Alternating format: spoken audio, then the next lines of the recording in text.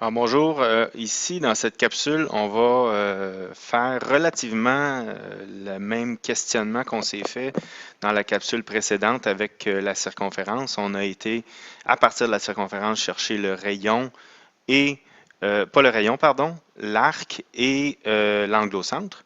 Donc ici, on s'en va dans la deuxième dimension avec l'aire du disque. Donc, connaissant l'aire du disque, donc on va demander d'aller chercher la valeur d'un secteur, qui est une partie de l'aire du disque. Et en même temps, on va faire relativement le même processus que dans l'autre capsule. On va aussi aller chercher la mesure d'un angle au centre, connaissant l'aire d'un disque et la mesure du secteur qui est associé. Donc, première des choses, je vais vous euh, montrer un peu ce à quoi représente le secteur. Donc, tout le disque ici qui est en avant de nous, qui est en deux dimensions, s'appelle le disque. Donc, toute la surface qui est à l'intérieur du cercle, qui est en une dimension, ça s'appelle le disque. Donc, si on a encore une fois un rayon quelconque et un autre rayon qui forme ici un angle au centre, ben cette fois-ci, tout ce qui est en jaune ici, pas seulement le contour, mais toute la surface, ça se trouve à être une partie de l'aire du disque. OK? Une partie de l'aire du disque et cette partie se nomme le secteur. OK? Donc, c'est une partie de l'aire totale du disque. Donc, c'est intercepté par cet angle au centre. Donc, on va faire un petit problème. Donc, un disque. Donc, n'oubliez pas, hein, on dit aire d'un disque, circonférence d'un cercle. Donc, un disque a une aire de 84 pi kilomètres carrés et un angle au centre de 72 degrés. Quelle est la mesure du secteur intercepté par cet angle?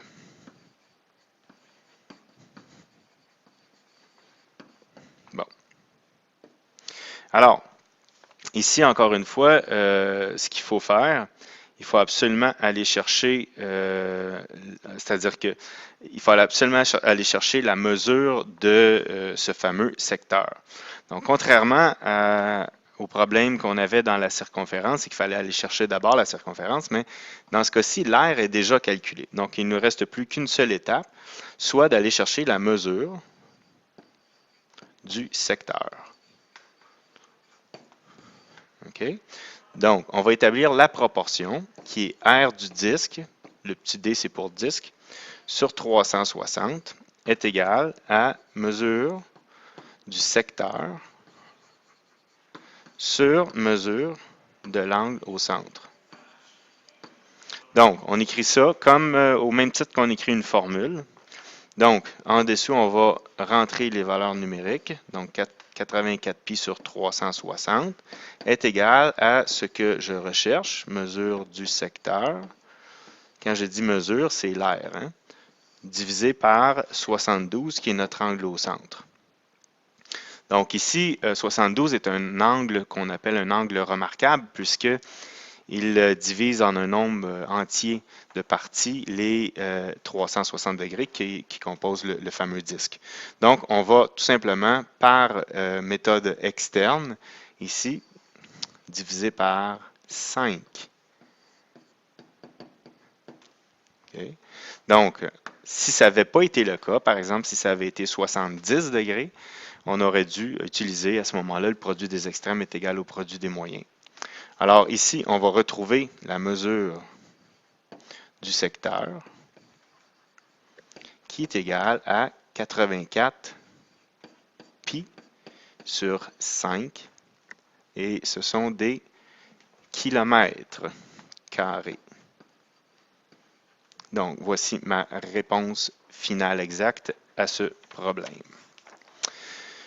Deuxième problème, c'est relativement la même demande que j'ai fait quand on a parlé de la circonférence et de l'arc, c'est d'aller chercher la mesure d'un angle au centre, connaissant cette fois-ci la mesure de l'aire d'un disque et la mesure de son secteur. Donc, un autre problème ici, un disque a un rayon de 3 cm. Oups, virgule. Un secteur de 4 pi centimètres carrés. Quelle est la mesure de l'angle au centre qui intercepte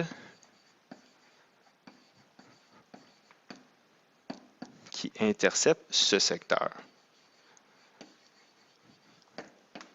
Donc, vous voyez ici, on doit aller chercher un inconnu dans cette même proportion, mais cette fois-ci, l'inconnu, c'est l'angle au centre. Donc, on a une étape supplémentaire, cependant, c'est qu'il faut aller chercher l'aire du disque. On ne nous donne pas l'aire du disque comme c'était le cas dans l'exemple précédent. Donc, on va utiliser la formule de l'aire du disque qui est pi r au carré. Donc, pi 3 au carré. Donc, faites attention, le carré s'applique seulement sur le rayon et non pas sur pi. Donc, ça donne pi 9, donc 9 pi centimètres carrés, qui se trouve être l'aire de tout le disque. Comme seconde étape, on va aller chercher la mesure de l'angle au centre. Okay. Donc, on va encore une fois établir notre proportion. L'aire du disque sur 360 est égale à mesure du secteur sur la mesure de l'angle au centre. Cette fois-ci, on a donc 9 pi sur 360 qui est égal à la mesure de mon secteur qu'on a dit être équivalent à 4 pi sur mon inconnu qui est la mesure de mon angle au centre. Donc ici, ce que je vais faire le produit des extrêmes est égal au produit des moyens. Je me retrouve avec cette équation que 360 fois 4 pi est égal à 9 pi. Et là, laissez-moi mettre x comme étant l'inconnu qui va me donner la mesure de l'angle au centre. Et on va, à ce moment-là, diviser par 9 pi de chaque côté. Parce que 9 pi vient multiplier x. Donc, on va l'annuler en le divisant de chaque côté. Ce qui va nous donner ici la valeur de x, qui est notre fameux angle au centre. Ici, on va en profiter pour simplifier des choses. Hein? Donc, le pi ici, le pi qui est là. Le 9 ici, ça devient 40 là. Donc, il ne nous reste plus que 40 fois 4, 160 degrés. Donc, la mesure de l'angle au centre qu'on recherche depuis tantôt, c'est de 160 degrés. Voilà. En espérant que cette capsule a été utile pour vous.